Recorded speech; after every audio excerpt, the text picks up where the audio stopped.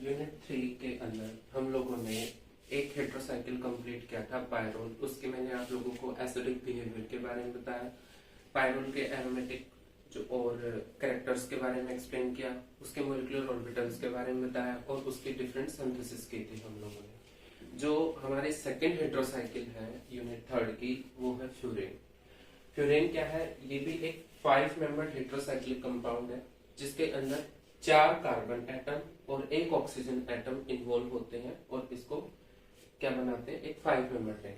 अगर हम इसी फ्यूरेन रिंग का मोलिकुलर ऑर्बिटल डायग्राम अगर हम देखें तो वो ये है, जिसके अंदर आप क्या देख रहे हो, यहाँ पे और यहाँ पे 2 पाई इलेक्ट्रॉन्स दिख रहे हैं हमें।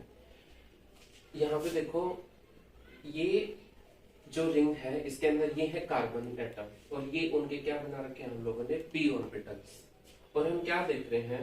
कार्बन के हर एक पी ऑर्बिटल के अंदर एक एक क्या है? इलेक्ट्रॉन्स है।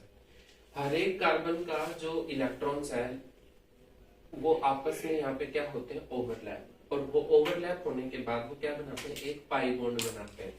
मान लो ये वाले पी ऑर्बिटल आपस में ओवरलैप हुए तो वो इस वाले बॉन्ड को कॉन्स्टिट्यूट करते हैं। और इन 2 कार्बन एटम के जो इलेक्ट्रॉन्स अगर वो आपस में ओवरलैप होते हैं तो वो इस वाले पाई इलेक्ट्रॉन को कॉन्स्टिट्यूट करते हैं। अब हम देख रहे हैं ऑक्सीजन एटम को। जब मैंने पिछले वीडियो में आपको बताया था पायरोल का जो ऑर्बिटल डायग्राम समझाया था, उसमें आपने एक चीज नोटिस करी थी, नाइट्रोजन था और यहाँ पे सिर्फ पी ऑर्बिटल था जिसके अंदर सिर्फ एक ही क्या था? लोन पेयर ऑफ इलेक्ट्रॉन था, या तो मैं कहूँ नॉन बॉन्डेड इलेक्ट्रॉन्स थे। लेकिन हमें यहाँ पे क्या दिख रहा है? ऑक्सीजन के अंदर पी ऑर्बिटल के अंदर तो एक ही नॉन बॉन्डेड इलेक्ट्रॉन का पेयर है, लेकिन एक पेयर जो नॉन बॉन्डिंग इलेक्ट्रॉन्स का है वो sp2 ऑर्बिटल के अंदर है। Each carbon atom contain 1 electron in their p orbital, जो मैंने अभी बताया, and oxygen p orbital contain 2 pair of lone pairs of electron। एक तो p orbital के अंदर और जो दूसरा है वो है हमारा sp2 ऑर्बिटल के अंदर। Furan is a aromatic compound which follow the Huckel rule। मैंने पिछले वीडियो में भी बताया था आपको हकल रूल के बारे में। अगर आप इसको और डिटेल में पढ़ना चाहते हैं तो सबसे पहले आप 12th क्लास की एनसीईआरटी बुक पढ़ना, उसके अंदर आपको हकल रूल के बारे में जरूर मिलेगा। फ्यूरेन एक एरोमेटिक कंपाउंड है। एरोमेटिक कैसे है?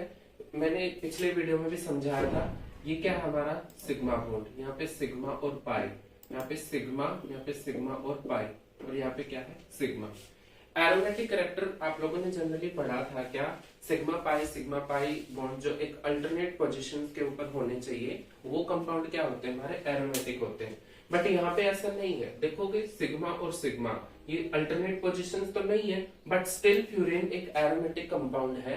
ऐसा क्यों? क्योंकि जो ऑक्सीजन के ये नॉन बॉन्डिंग इलेक्ट्रॉन्स होते हैं ये रेजोनेंस में टेक पार्ट करते हैं, और रेजोनेंस में टेक पार्ट करके वो फ्यूरेन रिंग को क्या करते हैं? एरोमेटिक बनाते हैं। तो फ्यूरेन क्या है? एक एरोमेटिक कंपाउंड है। आपको अब ये समझ आ गया होगा कि एरोमेटिक क्यों है, क्योंकि ऑक्सीजन के पी ऑर्बिटल के अंदर जो नॉन बॉन्डिंग इलेक्ट्रॉन्स का पेयर है वो रेजोनेंस में टेक पार्ट करता है, उसकी वजह से वो क्या है? एरोमेटिक है। One pair of lone pair can take part in resonance which make furan aromatic। यही बात आ रही है ना? यही बात कि एरोमेटिक कंपाउंड है, वो यहाँ पे लिख रखा है कि एरोमेटिक क्यों है? क्योंकि एक पेयर जो है पी ऑर्बिटल का, वो जो पी ऑर्बिटल के अंदर जो pair of non bonding electrons है वो रेजोनेंस में टेक पार्ट कर रहे हैं। अगली बात क्या है? Furan boiling point is nearly equal to room temperature which is very less as compared to pyrrole।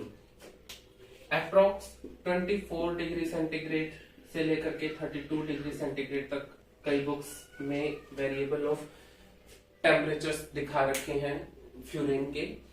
आप एक रेफरेंस रेंज मान सकते हो 24 डिग्री सेंटीग्रेड से 32 डिग्री सेंटीग्रेड तक जो पायरोल है उसका बॉइलिंग पॉइंट है। मैंने ये बात क्यों लिखी? Which is very less as compare to pyrrole.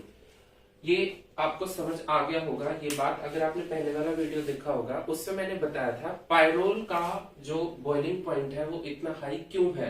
उसमें मैंने बताया था कि इंटरमोलिकुलर हाइड्रोजन बॉन्डिंग होती है पायरोल के मॉलिक्यूल्स के अंदर, वो हाइड्रोजन बॉन्डिंग इतनी स्ट्रांग होती है कि उसको ज्यादा हीट चाहिए उस बॉन्ड को टूटने के लिए।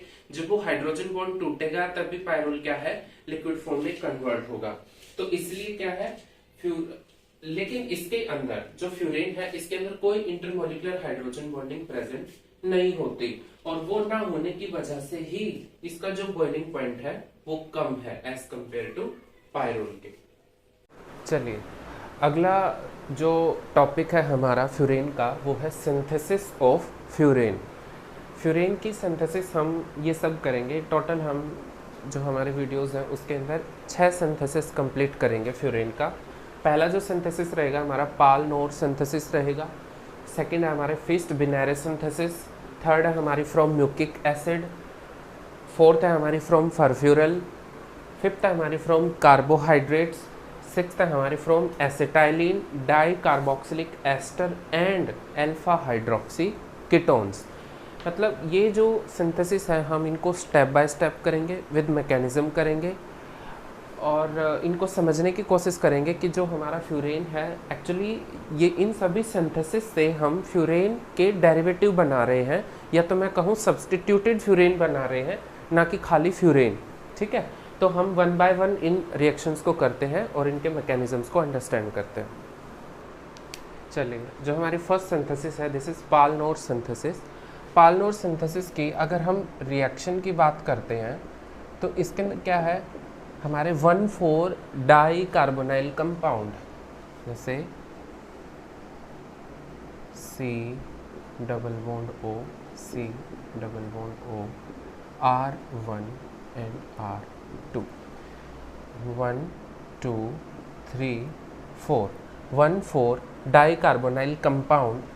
इनका हम क्या करते हैं, एसिडिक मीडियम में जस्ट हमें क्या करना है, 1,4 डाइकीटोनिक कंपाउंड्स लेने हैं और उनको किसी एसिड के साथ ट्रीट कराना है। जैसे ही हम उनको एसिड्स के साथ ट्रीट कराएंगे तो वो हमें क्या देगा, सब्स्टिट्यूटेड फ्यूरेन देगा। इसमें क्या होता है, साइक्लो कंडेंसेशन रिएक्शन होती है। साइक्लो कंडेंसेशन रिएक्शन कैसे, ये जो एसिड होता है हमारा, ये क्या करता है, इनमें से सबसे पहले किसी एक कार्बोनिल ग्रुप को ये प्रोटोनेटेड करता है। प्रोटोनेटेड होने के बाद यहाँ पे एक स्टेप शुरू होगा जिसका मतलब intramolecular cyclisation. Intramolecular cyclisation start हो जाएगी और साइक्लाइजेशन होने के बाद हमें क्या मिलेगा, substituted furan. With the help of mechanism हम इस चीज़ को अंडरस्टैंड करते हैं कि ये कैसे हुई होगी। मान लो ये 1,4 डाइकार्बोनिल कंपाउंड है, आपने इसको किसी एसिड के साथ क्या कराया, ट्रीट कराया। तो इस ऑक्सीजन के पास क्या है, लोन पेयर ऑफ इलेक्ट्रॉन है। ये लोन पेयर ऑफ इलेक्ट्रॉन क्या करेंगे, इन H+ आयन के ऊपर अटैक करेंगे। अटैक किया तो हमें क्या मिला,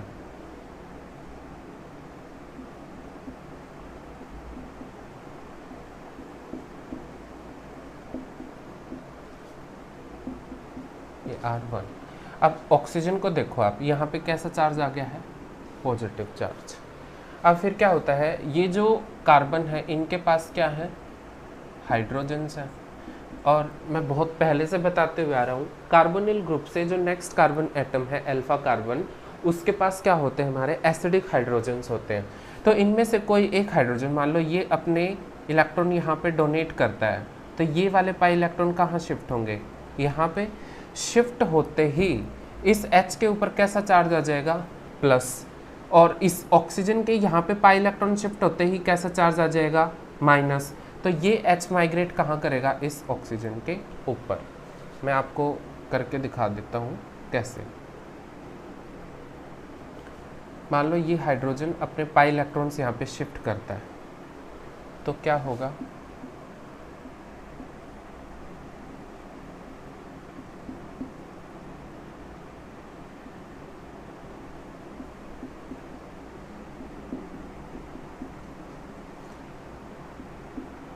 अब इस कार्बन को देखो, यहाँ पे कितने बॉन्ड है, 2 2 4 और 1 5, 5 बॉन्ड कार्बन रखेगा नहीं, तो ये क्या करेगा, ऑक्सीजन के ऊपर शिफ्ट करा देगा।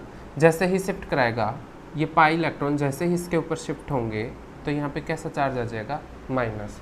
और यहाँ से जिस हाइड्रोजन ने इलेक्ट्रॉन डोनेट किए थे मतलब इसके ऊपर था पॉजिटिव चार्ज, वो हाइड्रोजन हमारा कहाँ मिलेगा, हमें इस ऑक्सीजन के ऊपर। तो ये किस में कन्वर्ट हो जाएगा, हमारा OH में।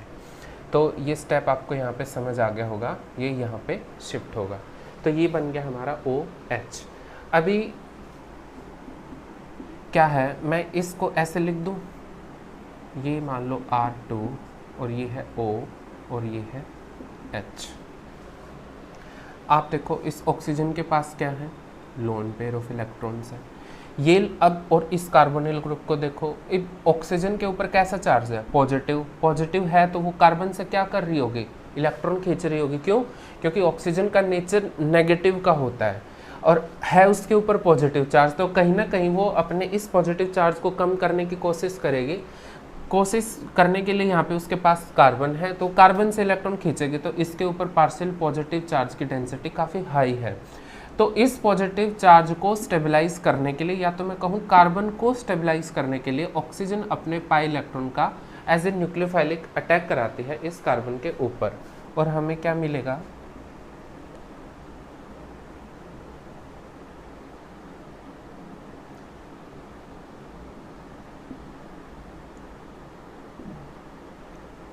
अब जैसे ही ये लोन पेयर इसके ऊपर अटैक करेंगे, ऑक्सीजन अपने पाई इलेक्ट्रॉन्स को खींच लेगी, OH। और बॉन्ड किसके साथ बन गया, ऑक्सीजन के साथ। इस पे क्या है, R1, और यहाँ पे क्या है, एक पाई बॉन्ड है, यहाँ पे क्या है, H और H। अब इस ऑक्सीजन को देखो, ऑक्सीजन पे यहाँ पे कितने बॉन्ड है, 3, मतलब इसके ऊपर कैसा चार्ज आ गया, पॉजिटिव। इस पॉजिटिव चार्ज को कम करने के लिए क्या करेगी, हाइड्रोजन से इलेक्ट्रॉन खींचेगी। जैसे ही हाइड्रोजन से इलेक्ट्रॉन खींचे तो H के ऊपर कैसा चार्ज आ जाएगा, प्लस, और ये प्लस चार्ज, और इस ऑक्सीजन को देखो यहाँ पे क्या है, लोन पेयर ऑफ इलेक्ट्रॉन्स है, ये H कहाँ जाएगा, इस ऑक्सीजन के पास, और हमें क्या मिलेगा,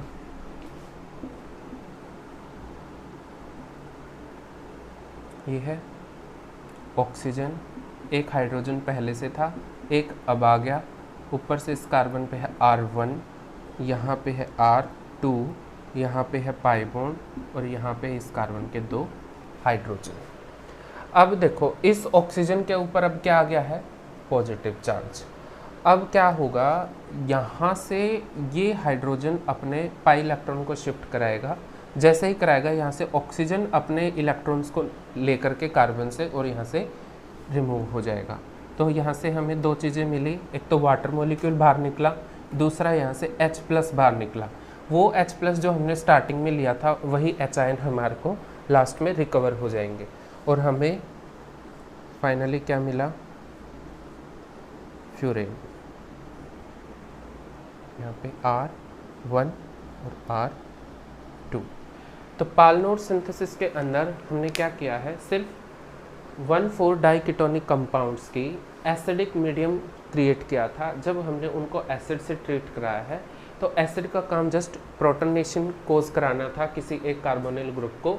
उसके बाद यहाँ पर सेल्फ क्या होता है, इंट्रामोलिकुलर साइक्लाइजेशन रिएक्शन स्टार्ट हो जाती है, जिसके दौरान यहाँ पे क्या होगा, कंडेंसेशन रिएक्शन होगी, और वाटर मॉलिक्यूल बाहर निकलते ही यहाँ पे क्या होगा, हमें हमारा सब्स्टिट्यूटेड फ्यूरेन मिल जाएगा।